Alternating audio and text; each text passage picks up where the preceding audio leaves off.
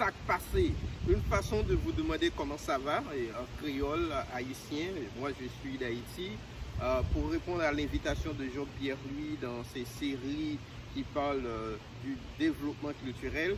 Aujourd'hui, je vais rapidement aborder quelques éléments importants du numérique, de l'impact, de l'usage du numérique dans les activités culturelles. Et malheureusement, il y a plusieurs semaines, disons, ça fait presque 2 à 3 mois, depuis l'apparition dans certains pays un peu partout à travers le monde du Covid-19, ce qui a provoqué la paralysie presque totale de toutes les activités culturelles, les concerts, etc. Dans un contexte très spécial, très particulier comme le Covid-19, et les artistes ont été vraiment, nous et tout le monde qui travaille dans le domaine culturel, nous avons été frappés durement.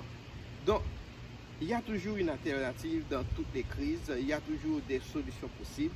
Et je viens vous rappeler, pour ceux-là qui le savent déjà et ceux-là qui n'ont pas encore essayé, l'usage du numérique, l'usage des activités, des outils technologiques, l'usage de l'Internet, l'usage d'un téléphone portable que j'ai par exemple ici, ça va vraiment vous aider à rester présent avec vos fans.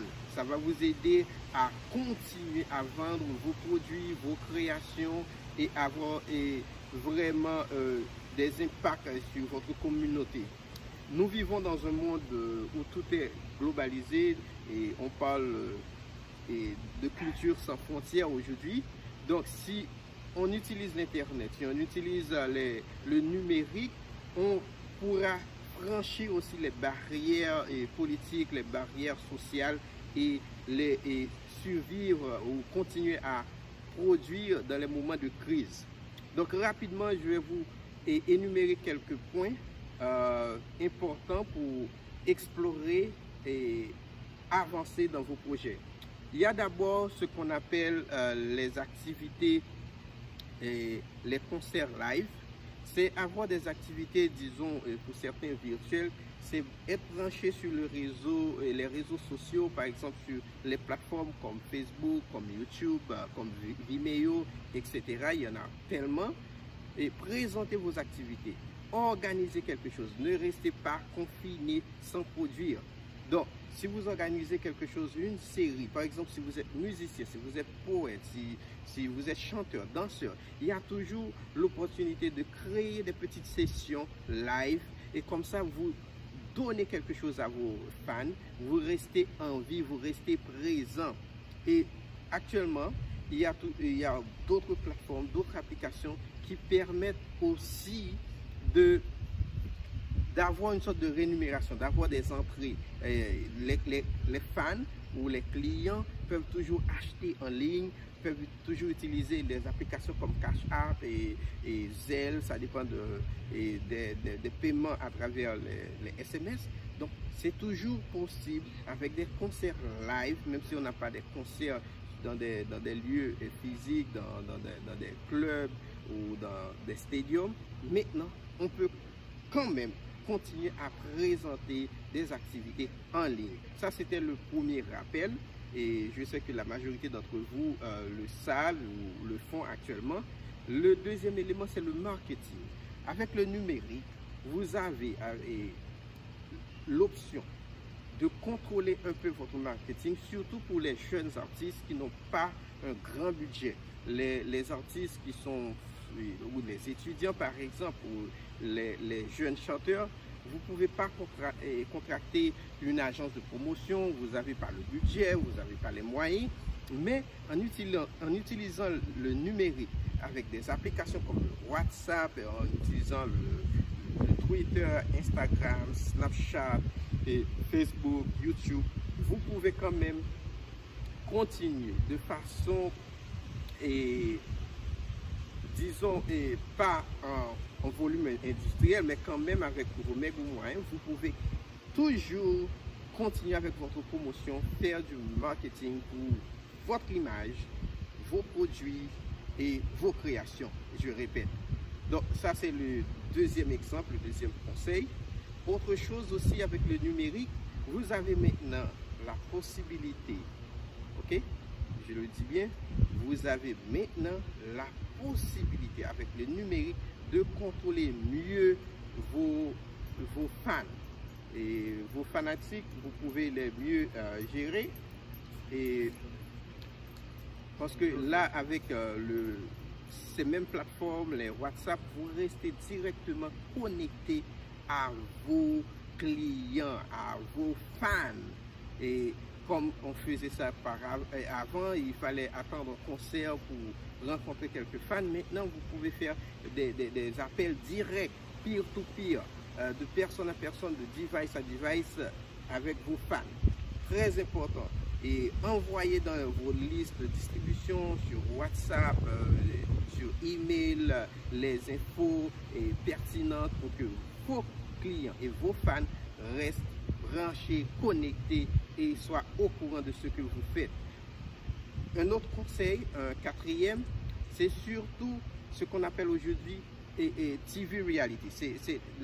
C'est offrir une partie de notre vie. Par exemple, moi, je suis au parc avec ma fille.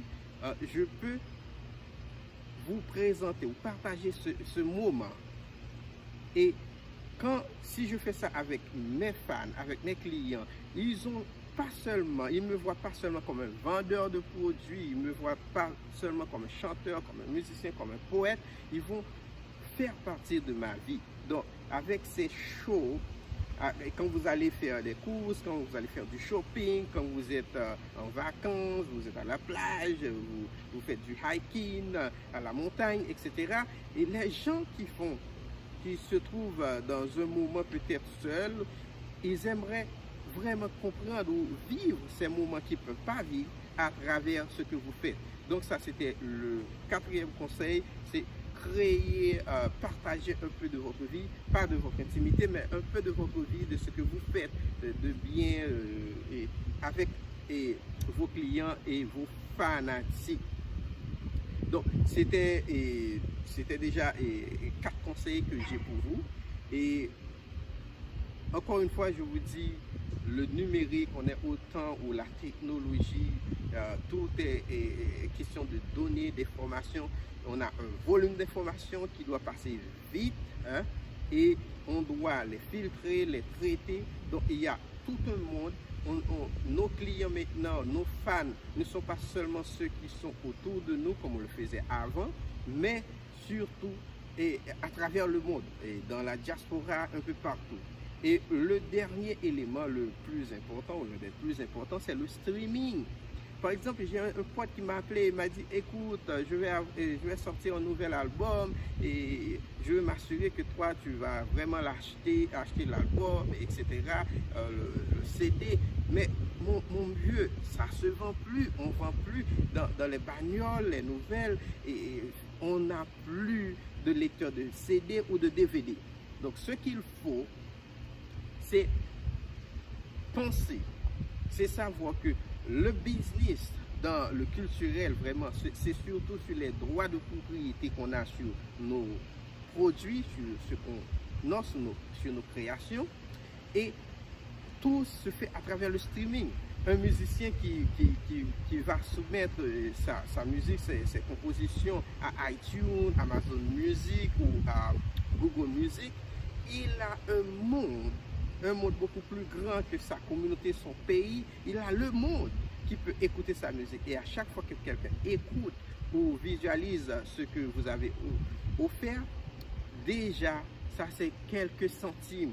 Oui, quelques centimes, c'est pas beaucoup si vous comparez avec quelques dollars que normalement on gagne de profit sur un CD, mais c'est quelques centimes. On les multiplie par des centaines de milliers, par millions, c'est du vrai pognon, c'est du vrai fric, mes gars. Donc, mes frères, mes soeurs, le streaming, c'est le plus important. Et ce qui est vraiment intéressant avec le streaming, si vous avez un channel YouTube, chaque activité, chaque vidéo, chaque fois que vous faites les cours, chaque fois que vous avez une petite vidéo, vous accumulez tous ces archives et les gens commencent à les visualiser, à les jouer.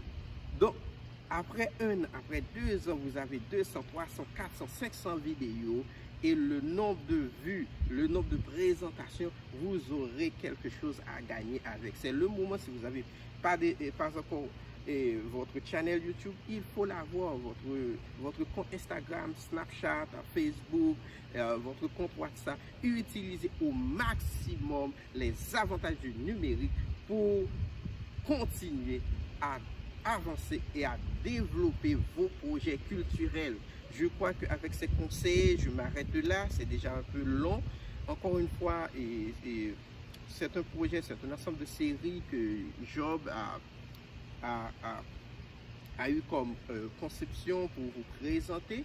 Et aujourd'hui, j'étais l'invité à vous parler des avantages qu'on peut obtenir et comment associer le numérique avec nos projets culturels, surtout dans les périodes de crise comme celle-là et la pandémie de Covid-19. Donc, mes amis, restez branchés. C'est tout. C'était votre ami Rodelin. À bientôt. Ciao, ciao.